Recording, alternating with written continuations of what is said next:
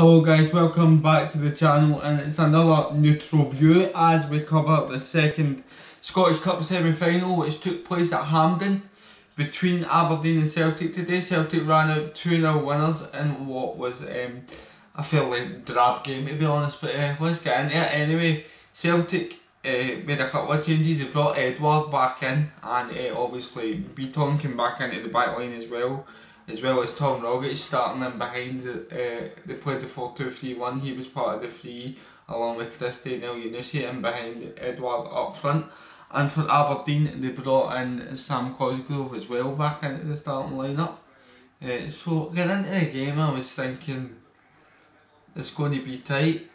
I actually thought that Aberdeen could have got something, could have went through for this before the game, and it certainly started off looking as if they were going to give Celtic a game, because at the start of the game they had a couple of chances. The ball came down the left hand side and it was Hedges put the ball in, and Cosgrove just couldn't get his header right. He then had another chance from a header at the back stick where he's headed it off, I believe it was Laxalt, and won a corner.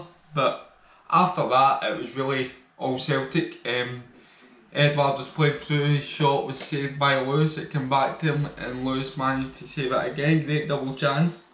But then the big talking point for the day, what a goal. If Lionel Messi scores this goal, then you're seeing it for weeks to come. Ryan Christie picks up the ball on the right, cuts inside and bends one into the top corner from about 25 yards at an angle. It almost reminded me of Faddy's goal against Holland at Hampden a wee bit, if you remember that. It was a great curling effort into the top corner of the net, and Celtic find themselves 1-0 up. And not long after that, actually 5 minutes after that, Odsonne Edouard slips through Tom Rogic, he scoops his cross, and Mohamed Elyounoussi tries a sort of a karate kick and it goes in to the roof of the net. And he's certainly a player that's picked up a bit of form over the last two games. I thought he was good again today. Elyounoussi, he got a double against Leo and he continued his scoring form today. Now 2-0 up, you're expecting, as I say, a reaction from Aberdeen, but it never really came. They had a chance where they played through Ryan Hedges and he should shoot first time, but he decides to take a touch, and then Celtic managed to get the block in and the chance is gone. As for the second half, I'm really trying to bring you a review here, but not much happened. Elyounoussi had a couple of chances at the start of the second half where his shot was blocked a couple of times, and then it was Aberdeen's turn to come into the game. Near Beaton, in fact, tried a pass back to Scott Bain in goal, but he's misplayed it. He's underplayed it, sorry, and that's allowed Scott Wright to nip in. He tries to cut it back to Cosgrove, but he mistimed his shot and it bobbles safely into Scott Bain's hands.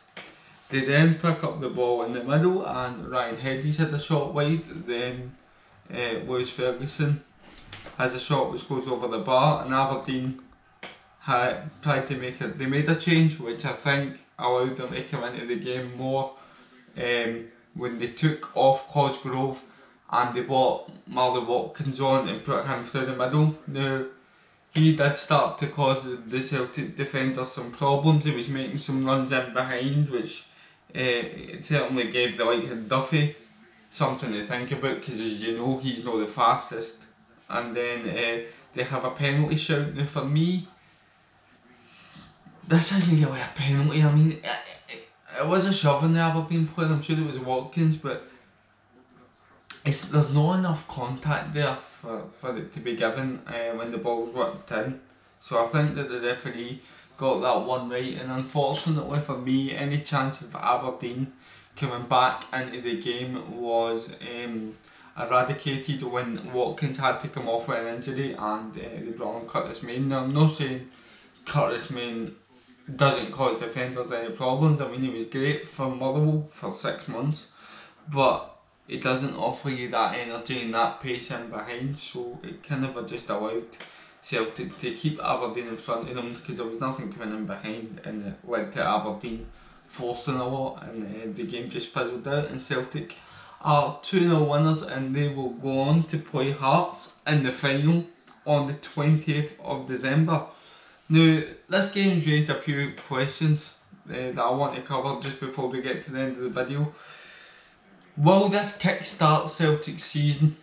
I think if they go ahead with the 4-2-3-1 and they can find a defensive partnership that's solid. I know they kept a clean sheet today, but for me, if any teams get strikers with pace, it's going to cause Shane Duffy problems. He's not quick enough to play in the league. It's different when he's playing down south. The game's not as fast up there. You get a lot more time on the ball. You can defend with a much higher line in the Premier League, I think, because there's no that franticness about the game. And I would probably suggest that they bring in Aya beside Beaton to give them that athleticism at the back, as well as Beaton's height as well. So that's what I would do. And Aberdeen fans, what is it we using Hampden? You can't seem to get a win at Hampden. I don't know how many semi-finals that is in a row that you've lost now, but you get beat off, as Celtic have done these a few times at Hampden. There was one final that he's unlucky, but he's just always seemed to get to that final stumbling block against Celtic and just come up short. I know he's won against a poor Rangers side, but that's been about it really for these at Hampden. And it begs a question for me: if Derek McInnes does not win, I know it was last season's competition, but if he doesn't win a trophy with his this year, does he then go and look for another job? Because how far can he take this Aberdeen side? For me, it's the best side he's had in a long time. He's looked really strong in midfield with McCrory and Ferguson. He's got Sam Cosgrove up front. I really like Hedges on the wing. You get the likes of Johnny Hayes as well on the team. So it's one of the strongest teams he's had in a while. But no, let me know what you think in the comments. Will McInnes stay at Aberdeen much longer? Because I don't know how much further they can take these. I know he's comfortable there, but surely as a manager you want to push yourself. And for Celtic, will this kickstart your season, and will it take a bit of pressure off Lennon as well? Let me know that in the comments. Anyway guys, this has been a neutral view of the Scottish Cup semi-finals this weekend. I hope you've enjoyed this. Let me know if you want to see more of this, and please as always like, comment, share and subscribe, and I'll see you in the next one guys. Cheers.